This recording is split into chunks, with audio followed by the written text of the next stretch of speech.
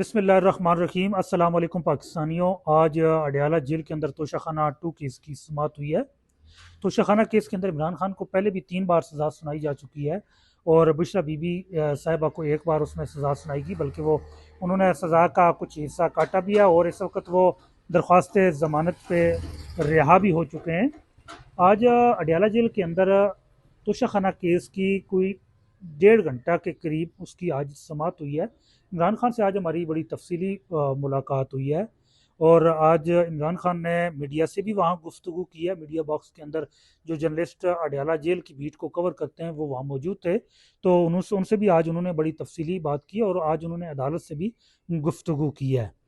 तो आज बुनियादी तौर पे उन्होंने एक बात बड़ी आज फिर उसकी वजाहत भी फरमाई कि वो उनको 30 दिन से अखबार नहीं दिया गया और टीवी तक एक्सेस जो है उनकी है नहीं। एक सरकारी टेलीविज़न है जिसपे को स्वाइप प्रोपेगंडा की कुछ भी नहीं होता, तो ये दो अखबार उनको फराम नहीं किया गया, जिस पर उन्होंने कहा कि मुझे अखबार भी नहीं फराम किया गया और जो मेरी जो पॉलिटिकल लोग हैं, मेरी पार्टी के लोग हैं, उनसे मेरी मुलाकात भी नहीं होने दी जा रही और इस वजह से वो उस उनके पास जो इंफॉर्मेशन जानी चाहिए या इंफॉर्मेशन जो उनके पास पहुंचती, लेकिन वो उस तक उनकी रसाई जो है वो रोकी गई है।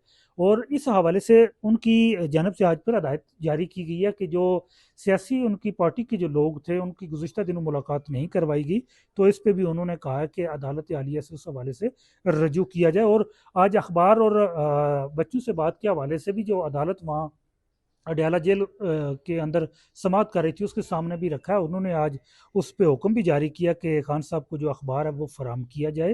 अब देखते हैं कि अडयाला जेल के हुकाम हमेशा अदालती अहकामात को, चाहे वो इस्लामाबाद हाई कोर्ट के हों या ट्रायल कोर्ट्स क्यों, उनको हमेशा हवा में उड़ा देते हैं, उसके ऊपर कभी भी अमल दरामद नहीं करते। और आज इमरान खान ने एक बात दोबारा कही है कि जो ये बाहर एक डील की बात करते हैं, तो उन्होंने कहा, बिल्कुल वाजिया कहा है, उन्होंने कहा है कि रूल ऑफ लॉ, आज़ाद अदलिया और डेमोक्रेसी, ये 3 बुनियादी बातें, इनसे मैं 1 इंच भी पीछे नहीं हटूंगा।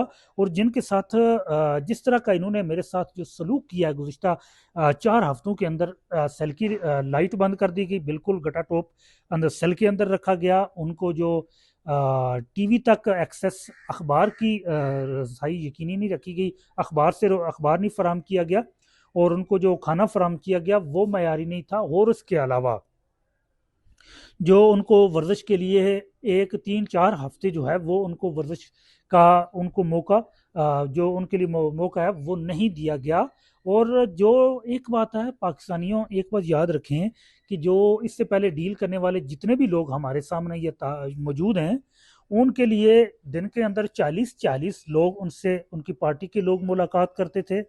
उनके खाने जो है वो बाहर से स्पेशल बन के आया करते थे। उनकी तमाम जो चीज़ें होती हैं वो उनको फराम की जाती थी। अगर आपने देखा हो तो जो डील करने वाले होते हैं उनके लिए जो हॉस्पिटल है उसी को सब जेल करार दे दिया जाता है, जबकि खान साहब अडयाला जेल के अंदर है।